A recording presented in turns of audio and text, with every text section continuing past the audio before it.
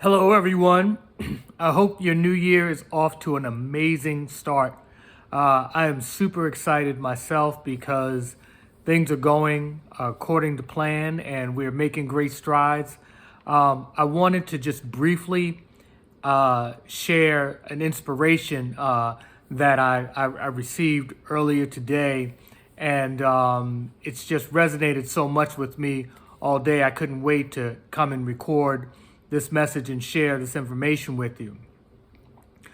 One of the things I want you to take into this new year, and I really want you to put this in your spirit and really think about it.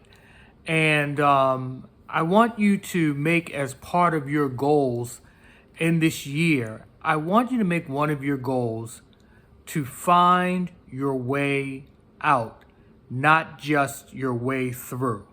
And what do I mean? I want you to find the total and complete solution to challenges that you are trying to solve.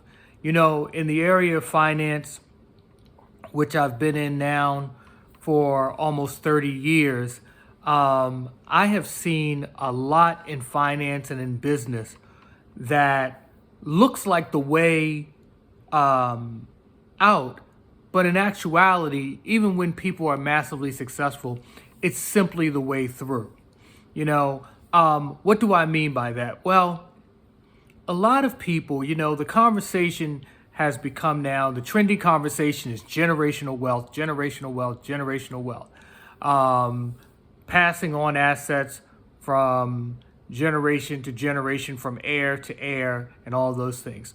The truth is that even amongst those who actually find their way into financial security, find their way into riches, even find their way into wealth, because the methodology that they take in terms of passing not only money on, but information, know-how, and the ability to propel themselves and their heirs forward, what I'm finding is that the old adage of 3 generations, shirt sleeves to shirt sleeves, is totally true. In fact, it's not taking 3 generations for fortunes that it's taken a lifetime to build to be completely blown. That is not uncommon, regardless of race, regardless of nationality, regardless of orientation. Why is that the case? Because if you're not passing on a methodology, a system, a way of continual growth and perpetual income. Remember, if you've seen any of my videos, you know I have a very specific definition of wealth.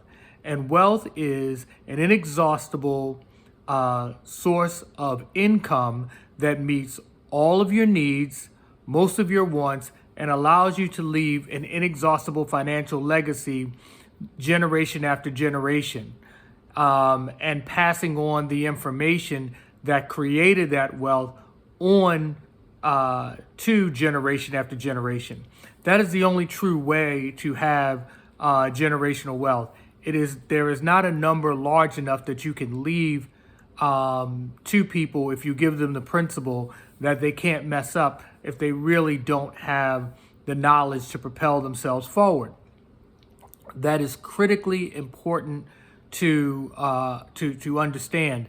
And so if we look at most people in the United States, and again, regardless of nationality, regardless of race, if you look at most people in the United States, most of them, if you go back 100 years, most people in the United States didn't have much in the way of actual family wealth.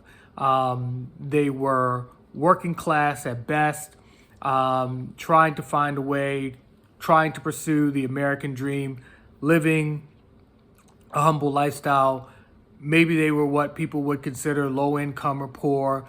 Maybe they were working class.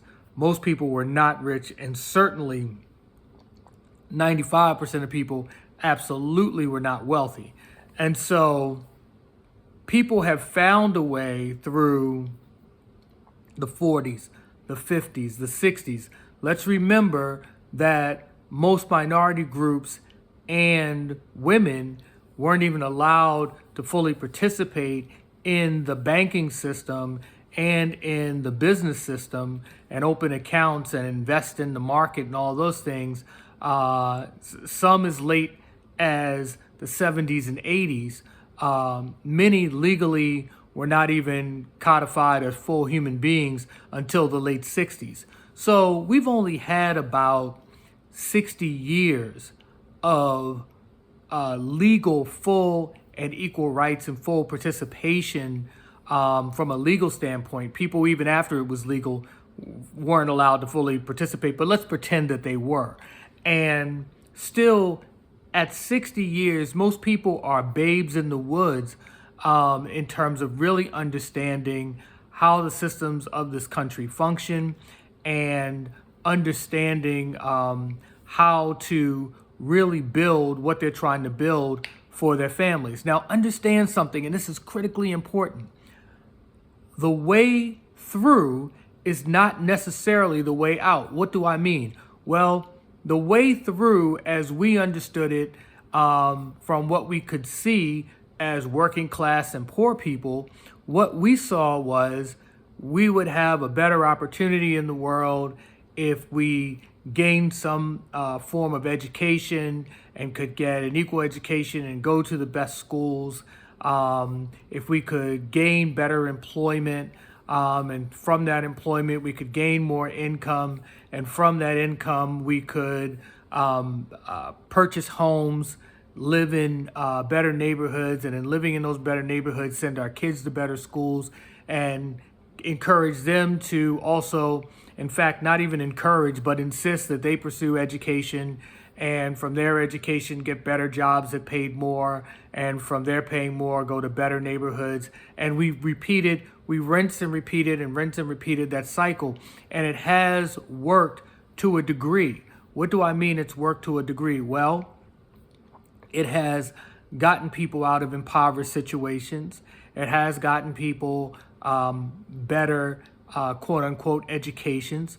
There are more people becoming professionals, earning a living, learning very marketable trades that allow them to earn excellent incomes, that allow them to take care of their families and provide opportunities for their children that they were not necessarily provided. And so we do see some forward mobility in almost every socioeconomic class, in almost every race and designation. There are more opportunities for women, more opportunities for minorities.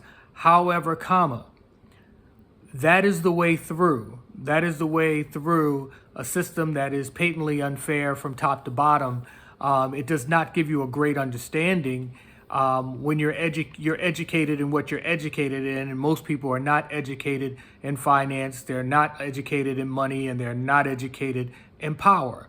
Those are just facts, okay? And so learning the way through a bad situation or a challenging situation is excellent. It builds resilience and all of those things, but it doesn't necessarily educate you on the way out.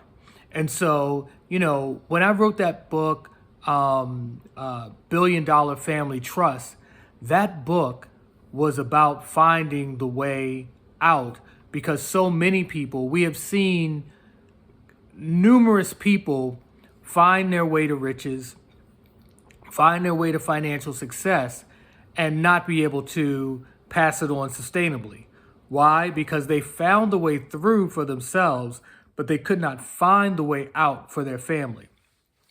And in this year, in 2026, all we are about is teaching the way out, how to build sustainable wealth. Why? Because 100 years from now, we cannot just be in a position where only 15 to 20% of people have a sustainable financial life, have the hope of always being able to provide for themselves, for their heirs, and for generations after them. That is the trajectory that we are on. There will be more professionals. There will be people with higher incomes, but they don't know any more about creating sustainable wealth than the man on the moon. And so, I can tell you, and you can see people every day right now in 2026. Right now, there are so many businesses from the baby boomers that are for sale. And here's the truth: 60 to 70% of businesses that go up for sale never sell. 60%.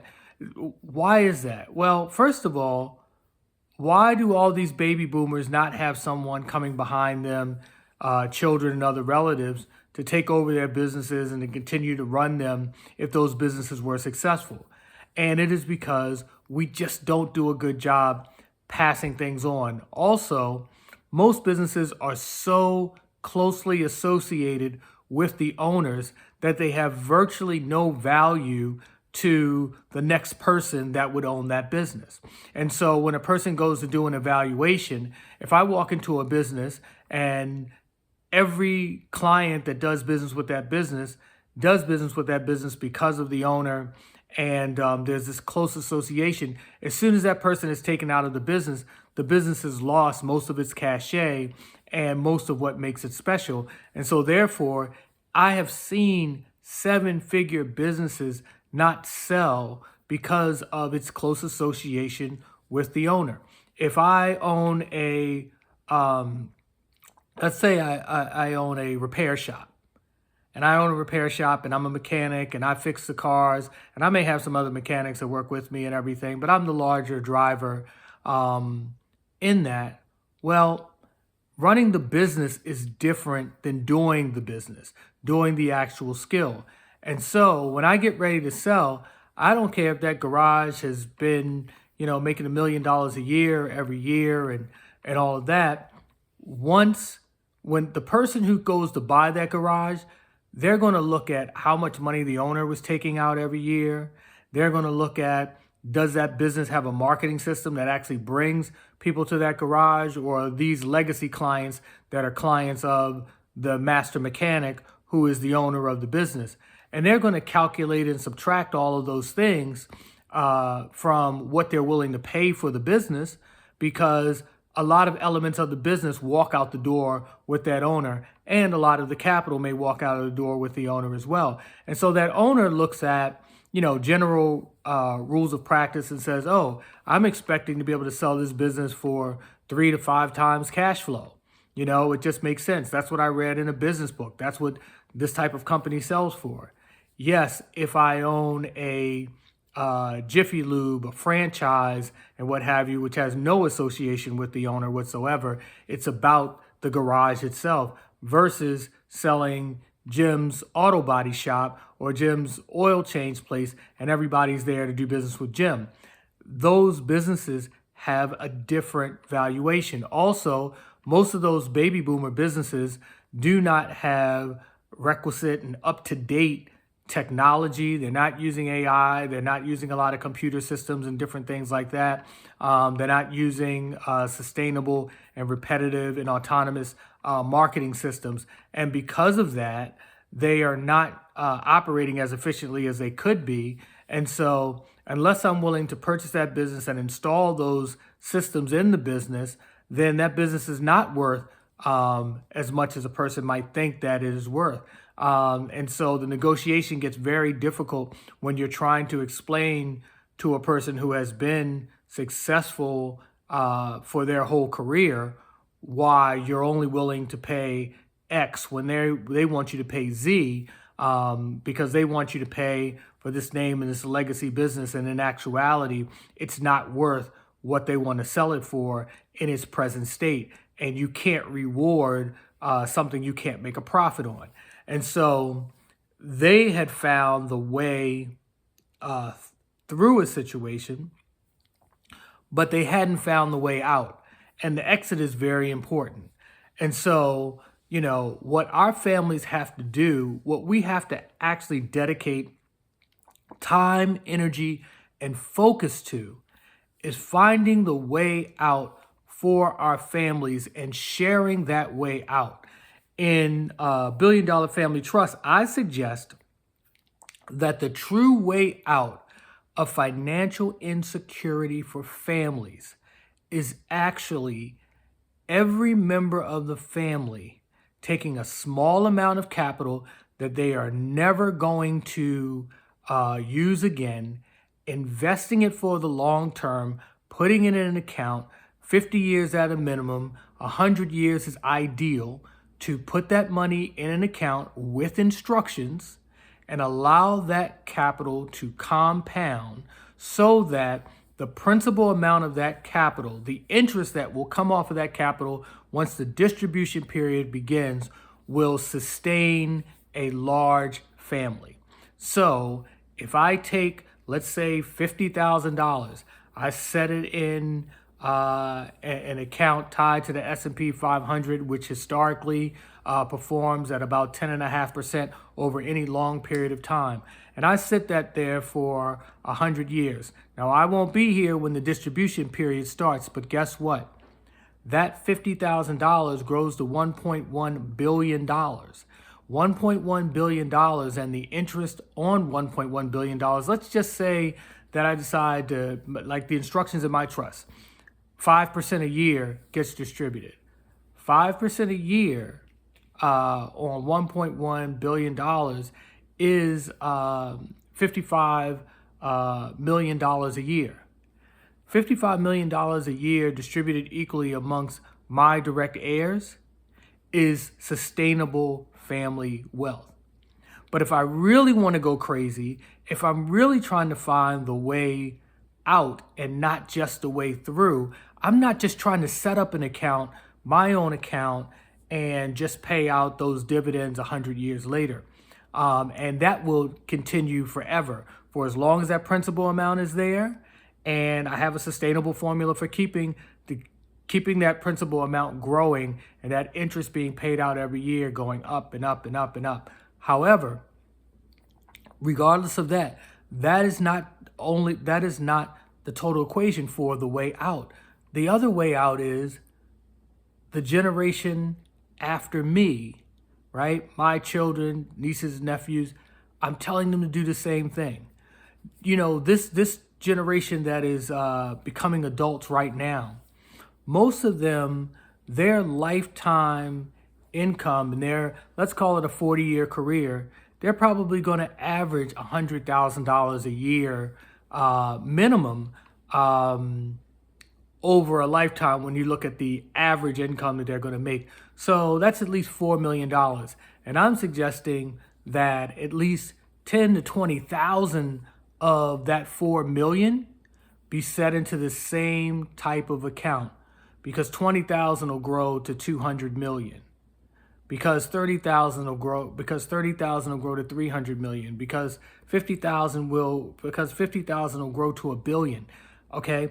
I need you to understand that if we educate each generation to take a small portion of their lifetime economic value from your generation, anybody listening to this, from your generation forward, to earmark it, to put it in trust, to let it grow and compound with instructions as to how it is to be distributed, and we get our children to do the same, and we get our children to get our grandchildren to do the same, and we make putting this small amount of money into an account for future generations, and all of those accounts are separate, so the interest will be coming off of my account, and then ultimately from my account to the children's account, to the grandchildren's account, to the great-grandchildren's account, and it just keeps going forward.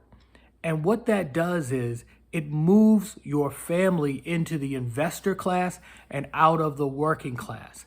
And that is the way out, not just the way through.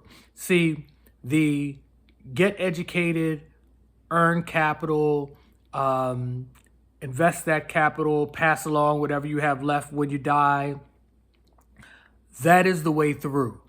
We have tested that theory. It works for some. It does not work for most in the long term. The thing is that people, whether you are putting together a sustainable um, uh, account that will never run out, like what I'm saying, or if you are simply leaving what you have left over to the next generation, hoping that they do the same and the next does the same. If you're operating in that way, either way, for either of those theories, in 100 years, you're not going to be here to see the outcome of what you hope your heirs will do, and what you hope they'll know, and what you hope they will be able to become. I'm trying to control all of that while I'm here, while the kids are here, while the grandkids are here, to know that I can't control anybody's actions with what they do with their portion, but I can make that portion replenishable every single year, forever, right? I have the ability to do that. And that is the way out. That is not just the way through. And I really want you to take some time and ask yourself a real question. In everything that you are you doing it to get through, or are you really doing it to get out? Because at the end of the day, generational wealth is about getting out of the rat race, getting out of the system as it was designed to just keep everyone running on a hamster wheel. It was about getting yourself out, getting your children out, your grandchildren, and all your heirs after you. Someone has to be the sacrificial lamb, but what people have been convinced of is that what they think they have to sacrifice is their life and all of their money, and be in denial of all the pleasures of life and all that. And that's not how this really should work. How it really should work is you should take a long view. You should set aside a portion of your economic value in your life, and know that you are planting a tree that you will never eat the fruit off of, and that you will never sit in the shade of. However, when that tree blossoms and the fruit grows on that tree, it is inexhaustible, as long as you do not allow someone to touch the tree. And so I want to make sure that you all really go and get this book, $1 Billion Family Trust. It's important. This is part of, and I say part of, the way out, not just the way through. I am wishing you wealth, wisdom, and great health. This is Mark Fuller, Manager of Wealth. Make this year the best year of your family's life. You can guarantee $1 billion fortune with what you have now and with what you are building, and you do not have to be wealthy. What you have to do is understand what you have to do to find the way out, and not just the way through. But there's good news, because there's probably a 90% chance that if you're listening to this message, you already found the way through for you. Finding the way out for your family is infinitely easier than finding the way through for yourself. Have a great day.